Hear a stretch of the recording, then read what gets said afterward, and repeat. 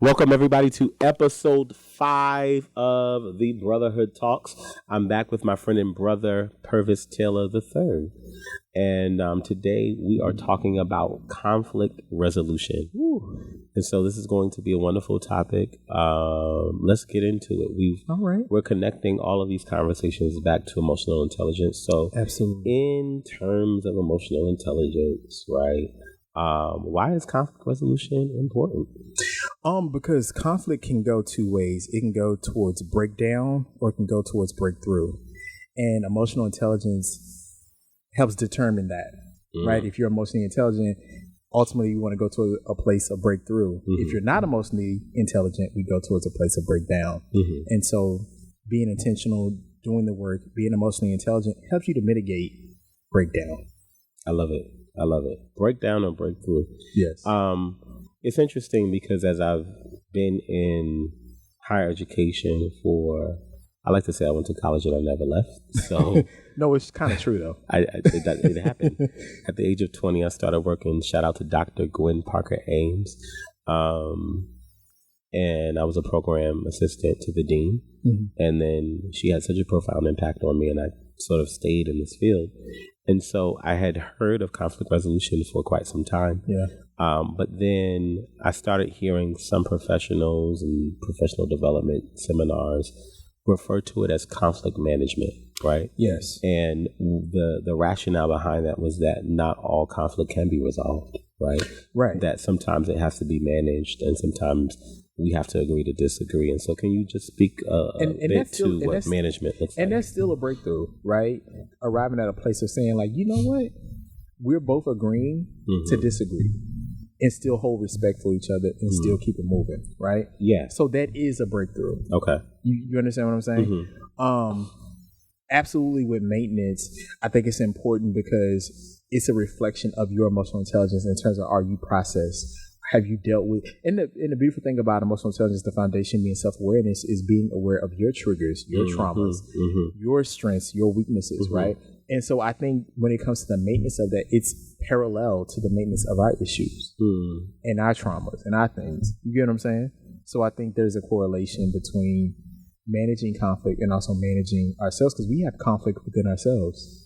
Absolutely. You know what I'm saying? And so learning how to navigate through that is just a reflection of managing outward conflict. So what I'm hearing you say is that I can only manage conflict to the depth to which I'm willing to sit within internal conflict. Absolutely. Right. And can you talk about just a little bit about some tools that one can employ when sort of managing internal conflict? What happens when I'm conflicted internally inside? Well, I always ask, a tool is, what do you know to be true? Right. And I say this, I've shared this with the students, like what are like 5 things that are absolutely true about you that are positive, right? Because in order to build something, it has to be built on a positive foundation, which is why I say, you don't build a skyscraper on sand, you build it on concrete because the foundation is firm. Right. And so that tool of being sure about who you are and recalibrating yourself back to that, even though conflict is happening, because those things are still true.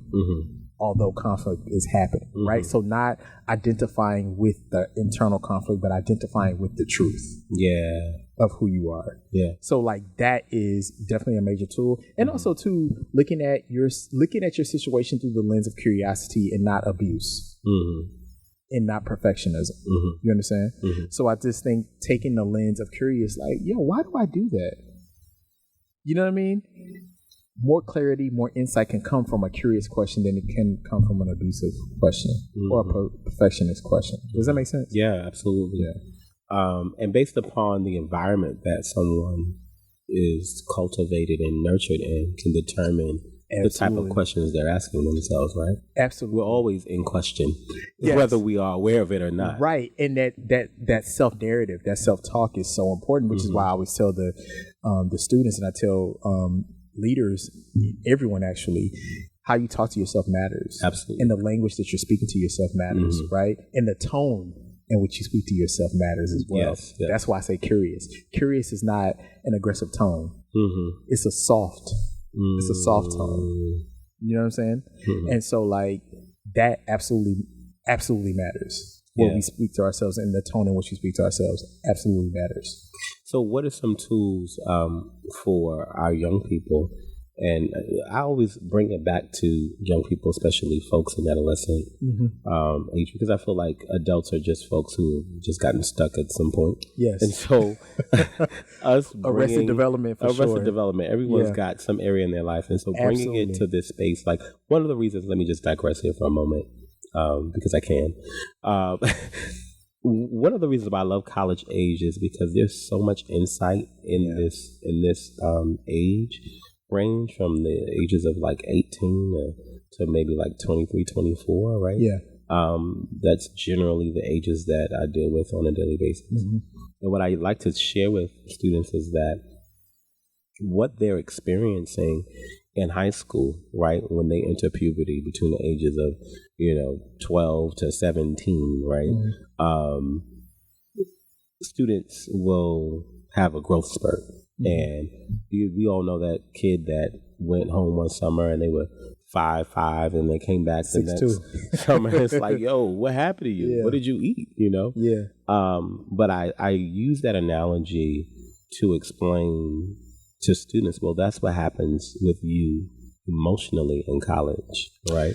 Absolutely. You have a huge growth spurt if you allow it to be that. And so I bring that up to say, we just talked about arrested development. Sometimes students get stuck because they don't allow it to happen, right? Yeah. Something happens, or maybe there's something that has been unaddressed at a childhood age, or trauma, or something happens that prevents them from moving forward, right? Which is why I always tell people, be aware of your unmet needs, because they drive you more than anything else. So two people could be having a disagreement or having conflict, and it's not about that actual subject. Absolutely. You know what I mean? It could be about, like some people need safety. Some people need financial security because they grew up in poverty, right? So if they're having a conflict about something, it could be just that unmet need speaking with the ferocity, right? Because you see some conflict that it's like, that was really intense. Yeah. You're like, the subject matter wasn't, what they're in conflict about really wasn't that deep, but the ferocity in which they approached it is because of those unmet needs. And that's why it's important, taking it all the way back to emotional intelligence, being self-aware is so important. And that's why you and I are doing this work with these college students, because we want them to be prepared for, as they navigate through life, to ensure that checking in with yourself, being introspective, is a part of your day-to-day. Absolutely. Because it is going to impact your success or failure. And also too, from high school, you're beginning to come into your voice. College, you start to experience your voice and agency a little bit more, right? And so this is why this time is so important, that we have these conversations about conflict, because conflict is going to be a part of your life going forward. Yeah, Kim Melendez, a shout out to Kim, who did our last two sessions. I love love her, and the students love her. And she'll be with us next week when we do relationship seminar. Yes. And the two of you will vibe off one another. That's going to be, we need to set an hour, because I know it's going to be a time will be had. I will acquiesce to the woman. Whatever she says, yes. But she gave the students some tools last week. We talked about how to pause, process, and then proceed, right? That pause is so important. So many of us. You didn't let me ask the question. Oh, I'm so sorry. Go ahead. You just, you see, they're just that powerful. No, the pause is so important, because I was talking about this today in the fireside chat, like how pauses are so important, and how taking a pause can make the difference between disaster or success. That's right.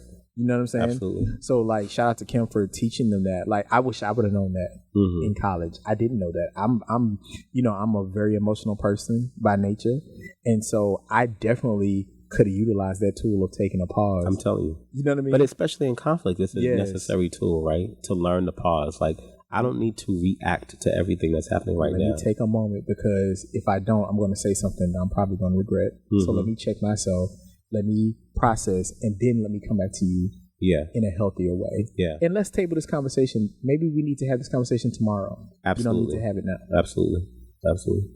Do you have any takeaway tools to give students on conflict resolution or conflict management? Anything that you would like to share? Well, I think the biggest thing is that in conflict is that people are looking to be understood, seen, and heard, right? And when you understand that, it kind of shifts your perspective on conflict.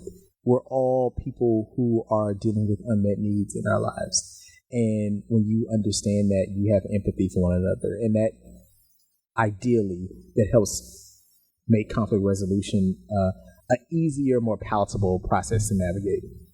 So would you say whether you're in breakdown or breakthrough, understanding is sort of the medium? That's really people. That's the empathy. People, empathy, the human linkage, right? It's empathy, seeing somebody, hearing somebody, and understanding where they're coming from. Because everybody wants that. So when you understand that two people, that's what we're both looking to get. The way we go about it may be different, but that's what we're ultimately trying to land at. Okay. Well, folks, I mean, this was power packed. Brian's got to go. Lisa's got to go. We got to get out of here. All right, Brian and Lisa. I appreciate them allowing us to use YC Radio. Y'all shout out to YC Radio. These are some phenomenal people. And we'll be back next week for our final episode talking about relationships, boundaries and relationships. So y'all know it's going to be crazy. And shout out to Vibes for the food for today and next week. All right, until next time, let's give Pervis a hand and give y'all a hand. And Brian a hand and Lisa a hand. The Lord bless you, Lisa. The Lord bless you. I don't know if I can say that on a city radio, but Oh well. God bless you. God bless you. We appreciate you. All right, we love everybody. Y'all Absolutely. Take care. Bye. Bye.